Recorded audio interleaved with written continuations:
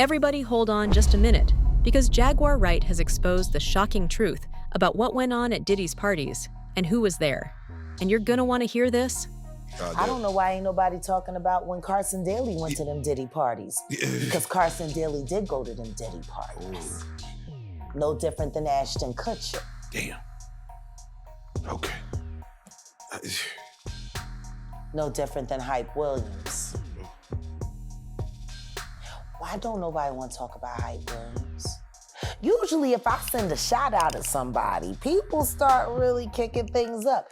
But it's almost as if Hype is like living under some wheat germ grass or some under Russell Simmons' ass in Bali.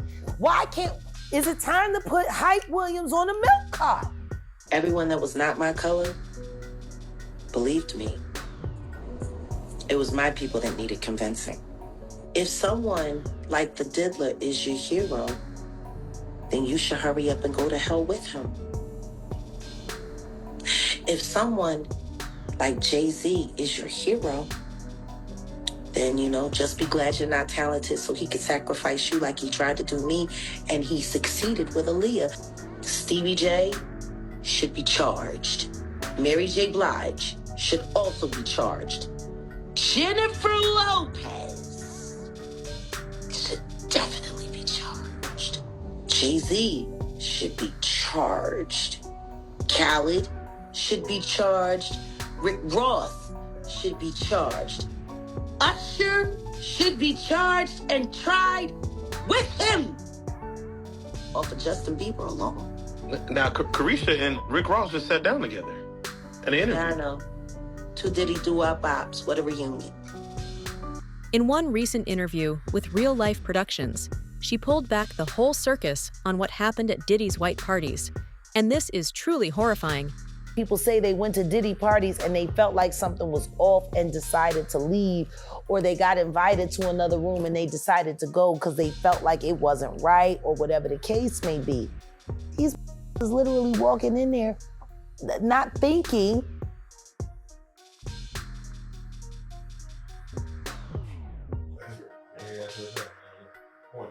Seriously, but the thing is, they were still willing to take the chance to go because everybody's been hearing these whispers. Where is Tyson Beckford right now? And why is nobody talking about how after his stint at Russell Simmons and Diddy parties in the Hamptons, he went into pure addiction and now it's just disappeared. He's not acting. What is Tyson Beckford doing? He was one of the biggest figures in the modeling world. Matter of fact, we see a lot of supermodels that keep coming and going and coming and going. And there's just a few that stay. And the craziest thing is that she even claimed these parties could be connected to evil spiritual rituals, and even MK Ultra. A lot of people that end up at these wild parties and in these wild ceremonies, because see, everyone's thinking freak off, freak off, freak off, but what you're not thinking is ritualistic human sacrifice. Right. Whether or not you're offering up your sexuality or offering up your life force. It's energy, it's transfer.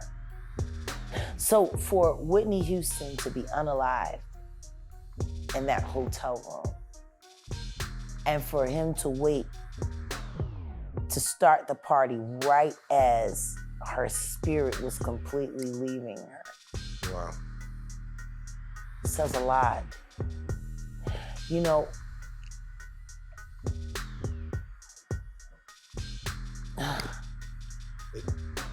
And Jack, what I was gonna say was, and even in the Piers Morgan interview, he was asking about what happens at these parties.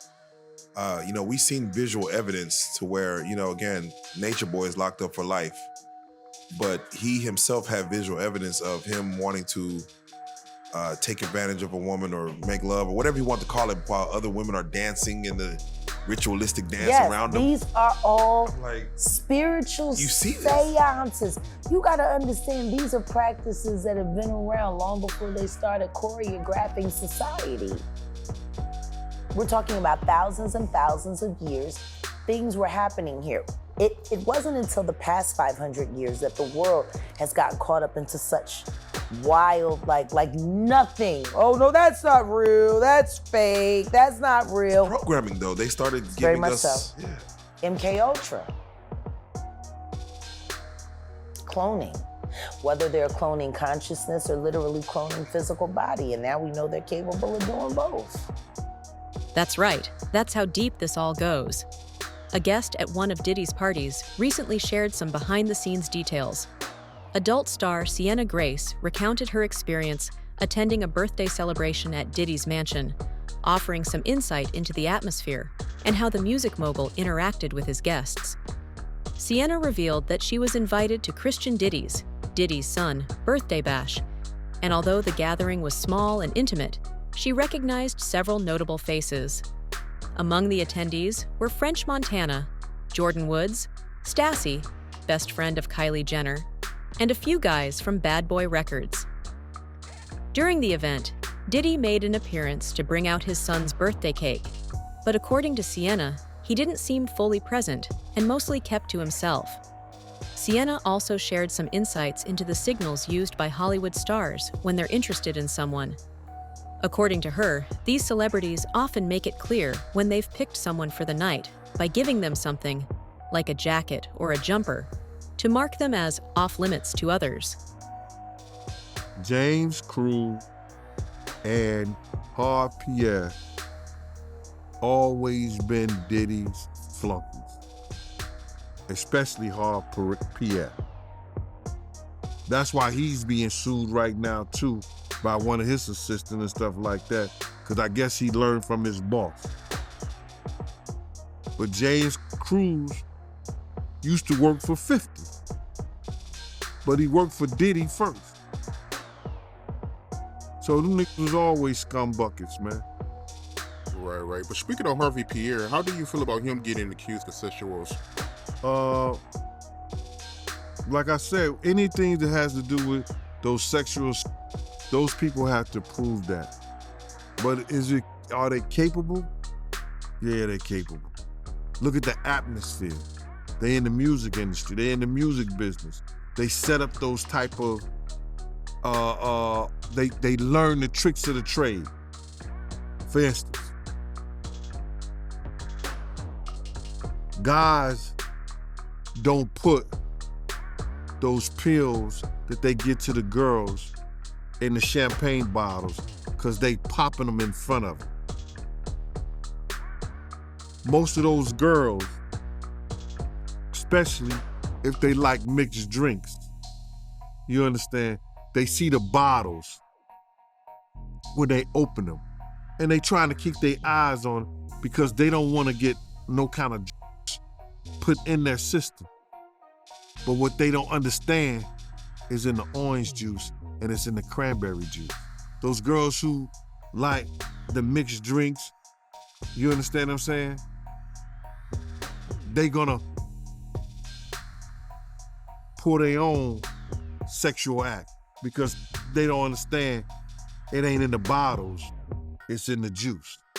Those guys, they learn that and they put it to those girls who don't know no better. In fact, this was so commonplace that one woman has recently even found the courage to sue him for it, alleging that he didn't her. That woman was visibly emotional during the news conference as she recounted a horrific and violent assault. The internal pain after being sexually assaulted has been incredibly deep and hard to put into words.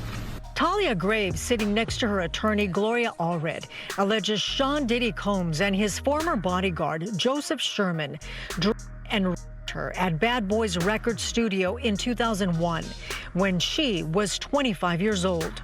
I'm emotionally scarred. It has been hard for me to trust others, to form healthy relationships, or even feel safe in my own skin.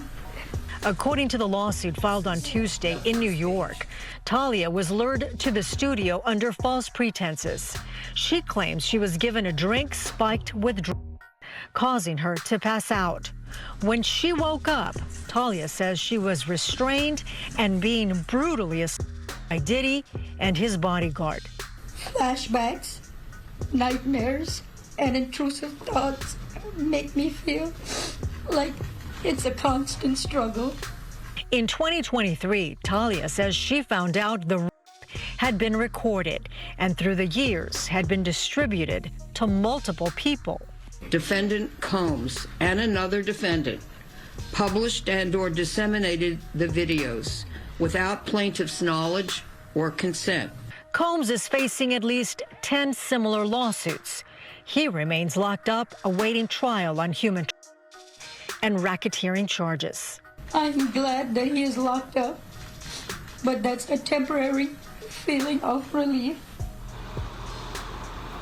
Talia says she didn't go public until now because she says that Combs allegedly threatened to ruin her life if she said anything.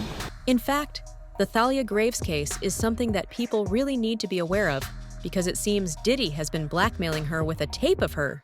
But before this interview, you was telling me that a female reached out to you about a sex tape? Yeah. It may not have been a year ago, it may have been close to a year, 9 months, something like that, a year. It was about, I don't know, was it a year? It's 6 months to a year. I forget about it because we just had a brief conversations for about like a week or so. You know, like she'll call me one day and then we'll talk a little bit. Then I'll get back with her, then she'll call me back. She was trying to find out information and everything like that. But I really couldn't help her, bruh. You understand? And then she told me the guy's name. You know, she said, Gene, I know it wasn't you. You know, she told me her credentials. She said, Gene, I went to college. You know, I come from a reputable family. I live in, you know, out your way, where you at.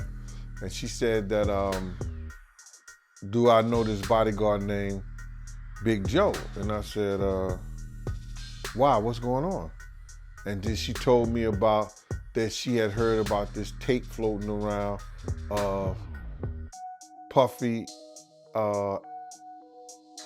ex-A-ing her, sexually assaulting her. And I was like, wow. And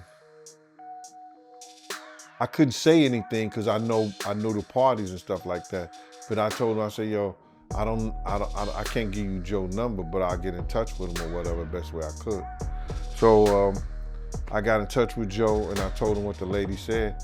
And he just said that she was, you know, she didn't know anything about it and that, you know, it was felonious. So then the lady had told me she didn't want Joe. She just wanted a copy of the tape so she could bring charges up on Puff. So I said to her, he said that no tapes exist. That tape doesn't exist. You understand? So I gave her that information. I let Joe know, I let her know, and that was basically it. Do you believe the tape exists? What I believe and what I know is two different things. I was told, and this is a word around town, that the tape exists. I never saw the tape. I never, you know anybody who say they saw the tape. See, what happens is that, man, when you have a certain status in Harlem, you are privy to a lot of information, or you're privy to stuff that happens in the street. And there was information in the streets that a tape like that existed. How true it was, I don't know, because I don't look for that stuff. I'm not trying to find that. And that's what it was. What's on the tape? I heard it was enough on the tape that people could blackmail Puff for. That's what I actually heard. Many celebrities have shared their experiences at Diddy's legendary parties, but the details surrounding his alleged freak-offs remain largely unknown. In a 1999 interview with Entertainment Tonight, Diddy himself seemed aware of the buzz his parties would create. Your parties are the hottest ticket around. They won't even give me a permit for the parties, man. They don't want me to throw the parties no more. But we ain't gonna stop. We gonna keep on having fun, bringing people together from all walks of life. You gonna hear about my party. They're gonna be shutting them down. They're gonna probably be arresting me, doing all types of crazy things just because we wanna have a good time. You know, whenever you bring up a different element into people's environment, things that broaden people's horizons, people get intimidated. There's a lot of people out there that feel intimidated by it. It ain't nothing but break it down racial barriers, break it down generation barriers. People from all walks of life. Ron Perlman talking to Jay-Z, Jay-Z talking to, you know what I'm saying?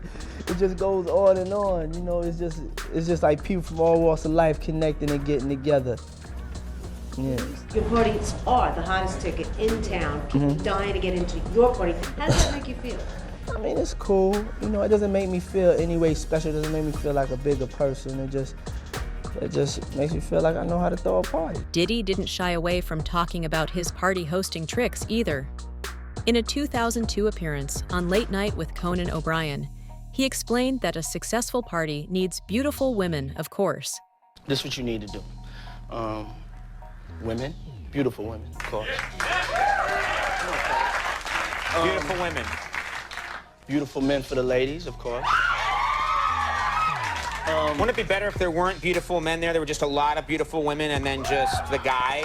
No. You have to make. There's enough ladies to go around. You have to make them. The ladies, give the ladies what they need too. You know, you have to take care of your women. Take care of the ladies. Okay, ladies, gotcha. That's good. Can't force a situation. Right. What about? Can't force a square peg into a round hole. That's the story of my life, my friend. Okay, you need that. I wish you had told me that a long time ago. Well, I'm here now, brother. It's not too late. What about like celebrities? You have a lot of celebrities at your. First you have to listen. I'm giving you the menu. Okay. Let's just take things slow. Okay. Okay. It's all right. He's learning. He's learning. And I'm slow. Yes. I'm very slow. Check it out. This is my man. We go way back, but he hasn't told y'all that. We'll talk about that later. We go way back. Way back. But check this out. When was that, by the way? We'll get to that later. All right. Okay. Now, we need alcohols. Right. Alcohols. Right. Not just one alcohol. Alcohols. Right. Just Plurals. different blend. You need the ladies. You need the booze. You need some water. For watering plants? No. What? And the answer just got worse. No, I don't know if guys have noticed this, like a lot of ladies drink water at parties. They just, so you have, if you don't have what they need, they're gonna leave. Right. Gotta keep them there. Right. You need locks on the doors. Okay, this is sounding kind of dangerous now. It's a little kinky, but yeah. Rock with me, but just check it out. You need a lot of heat. A lot of heat. Yeah. Heat. You mean physically the place has to be hot? You don't have no air conditioning. No air conditioning. No. Why is that? Heat affects the alcohol, and it also affects, like, everybody gets a little bit more comfortable and loose. Builds up a nice little sweat. That just sounds disgusting. What are you doing? Depends on the way you look at it. Over the years, several well-known figures have opened up about their experiences at Diddy's parties. Ashton Kutcher revealed during a 2019 Hot Ones interview that he had some wild memories from Diddy's gatherings, but he chose to stay tight-lipped. Wow, okay, I've got a lot I can't tell. So, can't tell that one either. I mean, I'm like actually cycling through them. There was one moment, so it's not really a party story, but our relationship was really bizarre. So it started over Punk'd, because he was like, yo, don't punk you me. Can't punk me. And I was like, I don't know what to tell you. Everybody's on the table. He's like, not me, I'm off the table. And so that started our conversation. We became fast friends, and we used to just hang out, watch football together. He described his relationship with Diddy as really bizarre, explaining that it began after the rapper insisted Kutcher couldn't prank him on Punk'd. From there, they became fast friends and even hung out to watch football together. Khloe Kardashian gave fans a peek into a Diddy party during an August 2014 episode of Keeping Up with the Kardashians. So who was with you this weekend? A bunch of my friends. Diddy, Quincy, Justin Bieber, so far French so good. Montana. Do you even know half the people you're naming? No. She didn't go to bed. I haven't been to bed yet. You haven't? I want to be Clay when I grow up, Court. I got on a plane at 5:30 a.m. Go to this party. I think half the people there were butt naked. You would have loved it. Usher offered a more personal perspective, recalling his time living with Diddy when he was a teenager. During a 2016 interview on The Howard Stern Show, Usher said the experience was pretty wild, but admitted that he didn't fully understand everything going on around him. When asked if he would let his own kids attend one of Diddy's parties, Usher firmly replied, "Hell no." And that is for good reason, because he has allegedly been groomed by Diddy. We want to thank you. Come here. Don't sit on the bed at night. No homo. No, just don't get close to the bed. Don't get close. But it's just like, yo, we want to thank you for hosting the thing, man. It's been a pleasure. You didn't have to do it, and you did it. No. I definitely didn't have to do it. I definitely didn't have to. First and foremost, I'm not getting in the bed. Shout out to him and what he did. I'm just gonna, if we can, let's just put the camera a little this way, just so we're not. I don't want my shot to even, I don't want it to come close to the bed, at all. Usher look like he fresh off a goddamn plane. Usher. Fresh off the garden stage. That's my brother right here from day one. We used to wake up and, pause, but like, check this out. Back in the days when he was like 10 and I was a little bit older, his older brother, we used to fight over the Frosted Flakes. You know what I'm saying? Before pause was invented. You know what I'm saying? But it's my brother for real. We used to actually wrestle off of the Frosted Flakes because he used to always get up early. Now he's one of the richest stars in the world. And What the did Puff just say? Nobody's gonna acknowledge this for me. Puff just said we used to wrestle over the Frosted Flakes, and we're streaming live. That was stupid. Listen, that was stupid. Listen. We're having a good time, yo. Your Usher made it in the... Hey, yo. And not just that, he got seemingly sexually so bad that he had to go to the hospital.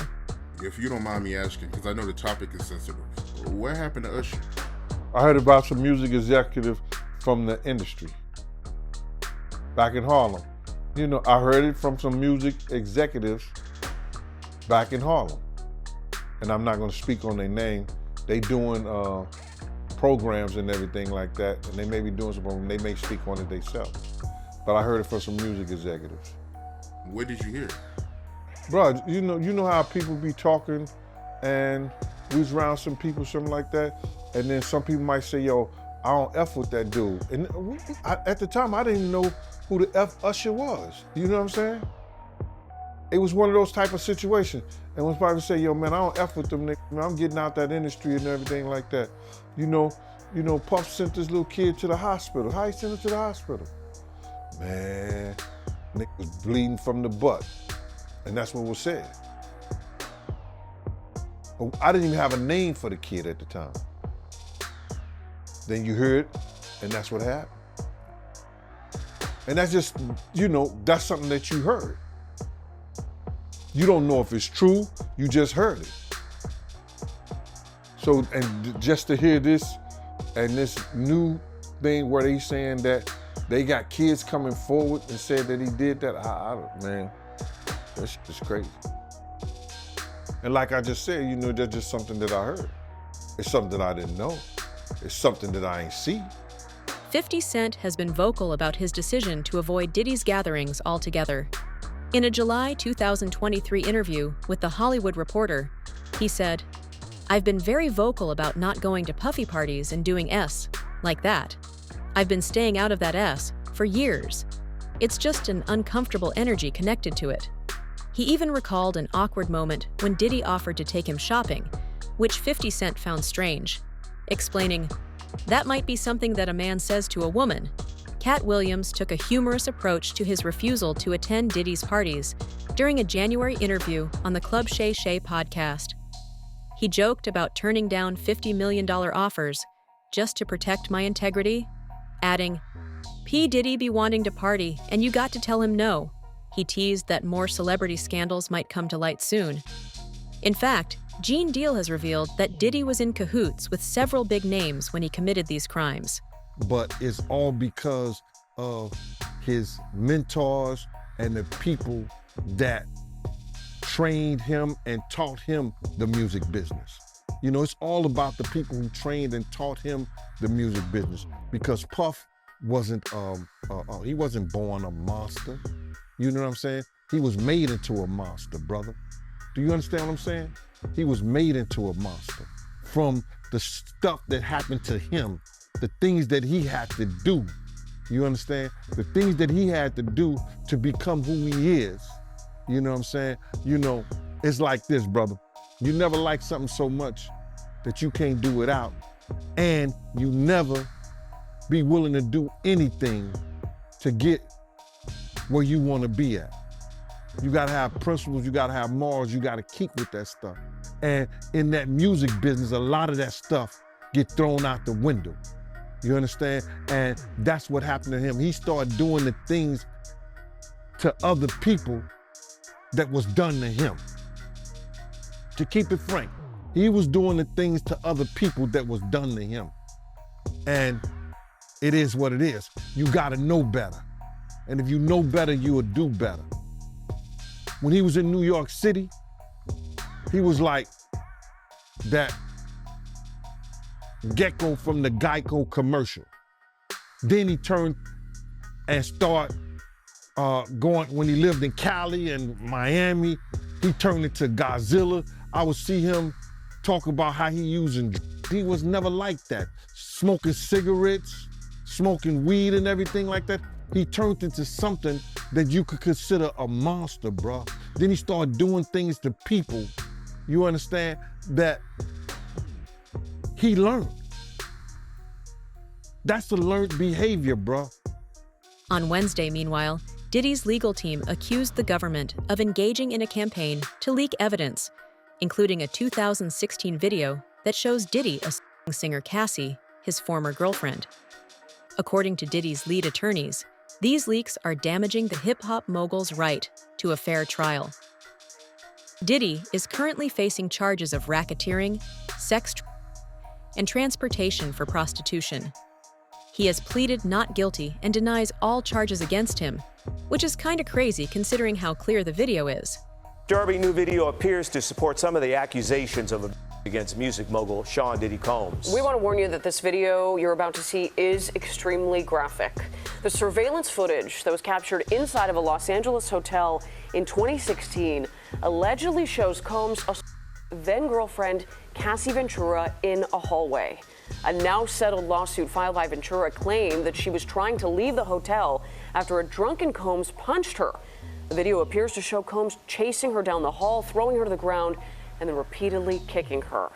Shortly after the video's release, Diddy publicly apologized for his behavior. It's so difficult to reflect on the darkest times in your life, but sometimes you gotta do that.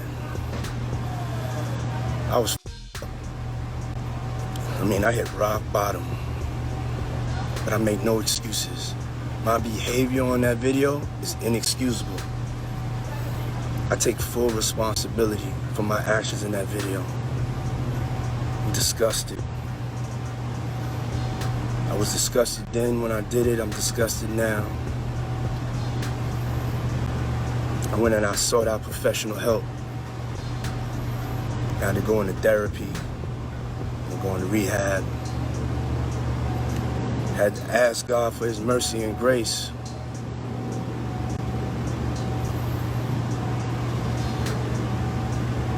I'm so sorry. But I'm committed to be a better man each and every day. I'm not asking for forgiveness. I'm truly sorry. But it seems like he needs to be taught a bigger lesson because Diddy's attorney, Mark Agnifilo, commented that the hardest part for the rapper about being in detention on sex charges has been the food. When asked about how Diddy was coping while being held at Brooklyn's Metropolitan Detention Center, Agnifilo told People, "I think the food's probably the roughest part of it." In fact, Gene Deal even thinks he could take his own life because jail could be too much to deal with for him. Do you think Diddy can come back from this? Because a lot of people saying it's over for him. Oh, it is over for him. Come back to where? To be in the entertainer business? Listen to me, man. And I don't want to bring this guy's story up because it's old. And I know he's trying to live past it, but I'm going to bring it up anyway. Ray Rice, his wife, spit in his face. And he did what he did on that elevator. He ain't played one football game after that. Nowhere that I know of. He may have went overseas and played or something like that. I don't know that to be true. But he didn't play in the NFL, a hell of a running back. He ain't played not one down in the NFL after that. No endorsements, nobody's gonna have anything to do with old boy. And when they come out with this other stuff, he gonna come back to work. I wouldn't be surprised if he do the ultimate sin. Because bruh, he's such a narcissistic that he couldn't stand not being somewhere and not being seen. His whole life, his whole career was about him being seen in the public. It was about him, you know, taking everybody else's dreams and making them his. And now, him nor his kids would profit from anything from Bad Boy or Sean Puffy Combs again. His kids is gonna suffer behind this. Wow, man, that's crazy to hear, man. And you knowing Diddy, you think it's a good chance he might take his life? He was talking about taking his life at the City College thing. Yo, D. Ferg, ASAP Ferg's father, say, yo, man, we gotta watch him, man. This nigga talking about killing himself. I say, so let him. If you're that weak, I said, let him. And he said, Eugene, why you say that? I said, man, listen to me, man. He ain't no good to nobody if he talking about hurting himself. His life don't belong to him. His life belong to God. What he should be trying to do right now is work his way towards God now, for real, and not that devil he been worshiping. That those people got him believing, you understand, that's the true God. Because everything from what I know, since I've been around him, you know, everything that's going forward has been that of the devil. The alcohol, the partying, everything has been of the devil. And he's been leading not only himself, our people, into some kind of damnation through his actions. Now, Diddy could be facing over 100 new lawsuits just 2 weeks after his arrest by federal agents in New York. These allegations include claims that he forced victims to participate in recorded sexual activities, which he referred to as freak-offs. It is also said that Diddy used these freak-offs against major celebrities in order to get a leg up on them. Why haven't anybody came out defending Diddy? All these celebrity friends he have and nobody came out. They brand.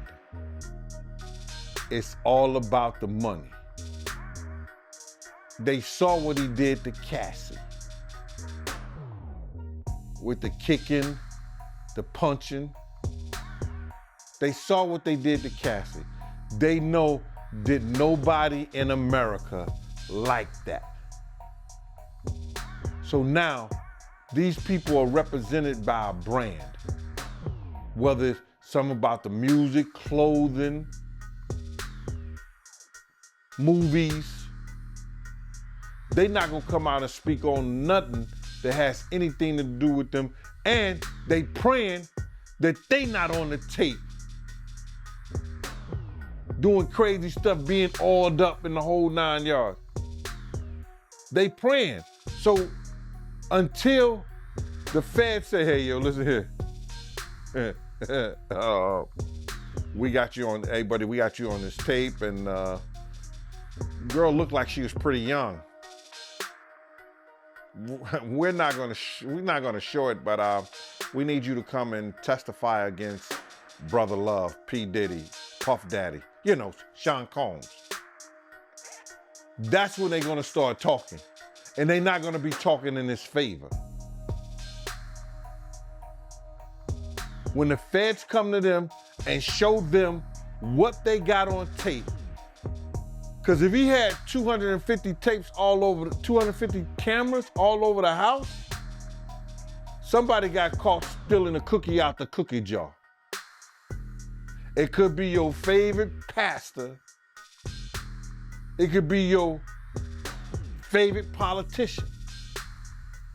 But they didn't think they was being watched, and Brother Love was watching.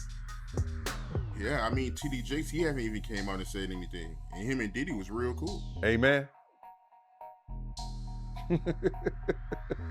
Amen. Yeah, man. And I know the people in the congregation over there is shaking in their boots because this man didn't led them probably, allegedly probably led them to damnation because those people's hearts are gonna be broken if that man is seen on those tapes doing anything. Because people always put their faith in the pastor instead of putting their faith in God. And what they need to do is understand that he's just a man. And he has a history. It's not looking too good for him. So you feel like celebs are worried that they might be on tape? Oh, they know. That's why they ain't speaking up or saying nothing. Yeah, I was at a Diddy party, but I know I ain't do nothing. When you don't know somebody's taping you, when you don't know that somebody is videoing you in some kind of form or fashion, you got that alcohol, you got the drugs in you, they're a little loose, bro. They let down all their inhibitions. The music is pumping. He said it himself. He got it so hot in there that you gotta take your clothes off. He said that himself, bro. So a lot of them, like what he said? I think a lot of them was being swallowed. Have you ever been swallowed? They tell off on themselves all the time, man. You just gotta listen. But why do you think Diddy had all them hidden cameras? Bro, when you that powerful, you didn't get that powerful without having 1 or 2 or maybe 3 ups on somebody. Diddy always been the type of individual that want to have ups on the next person no matter what they was doing. Like, he always played artists against each other. He did it to Big, he did it to Craig Mack. You understand? I said before, he did the stuff to Ja Rule, you know what I'm saying? So had the ups on Ja Rule so he could go after Jay-Z. You understand what I'm saying? So he always played those kind of up games on people. So to have those cameras and know what he was doing, it's gonna give him the ups on everybody who came to that party. Even your favorite basketball player. Ain't no party like a Diddy party. We know who said that. He may be one of the persons who got caught up in the Diddy party. LeBron said that, but yeah, you might be right. You know, it sounds like he had all them hidden cameras to use it against people. I think that was said in the indictment, right? That was said in the indictment. You know, somebody, I think Dawn may have said that. I don't know for sure, and correct me if I'm wrong. He would, even if you didn't want to do something, he would tell an individual, well, I got you on tape doing it before. The numerous allegations and lawsuits against Diddy span back decades, dating as far back as the 1990s when he first founded Bad Boy Records, the label that catapulted him to stardom. And Diddy's web has been cast so far and so wide that once the dominoes fall, this man could be the reason for empires crumbling. Yeah, that's crazy. But the feds, they also revealed that they got photos and videos of Diddy freak-offs. When they did that raid, you understand? What they did was, prior to the raid, they reviewed that civil lawsuit. And that civil lawsuit told, Cassie's civil lawsuit was LeRod had already did it. LeRod hadn't did his yet, did he? Did LeRod do his lawsuit before the raid or after the raid? Oh, before. Yeah, so what they did was they reviewed both of those civil lawsuits and found that there was some criminal activity in those lawsuits. We spoke that on Art of Dialogue. We spoke about that on your show. I said if they really wanted him, all they had to do was review those civil lawsuits. And once they find the criminal activity in those, they could bring him in. Now, did the Federal Bureau of Investigation in Miami do it? No, they didn't. Did California do it? No, they did not. The Southern District of New York, they took it upon themselves and put on that raid and everything based on the information they found in Cassie lawsuit and the information they found in Little Rod lawsuit. But all this is bigger than Diddy. It's bigger than Diddy, bro. Cause you know who else they was doing investigation on during that whole time period? It was the mayor and the politicians in New York City. Good evening, I'm Byron Pitts in New York. We have breaking news this evening. New York Mayor Eric Adams has been indicted by a federal grand jury, according to sources familiar with the matter. Let's go straight to senior investigative correspondent Aaron Kontersky on the phone with the very latest. Aaron, what can you tell us? Byron, we just heard a statement from Mayor Adams saying, "I always knew that if I stood my ground for New Yorkers, that I would be a target, and a target I became. If I am charged, I am innocent, and I will fight this with every ounce of my strength and spirit." A statement of defiance a moment ago from Mayor Adams to ABC News after word came that he has been indicted by a federal grand jury in New York. Byron, this follows a 10-month investigation into corruption. What do you think? Let us know in the comments below.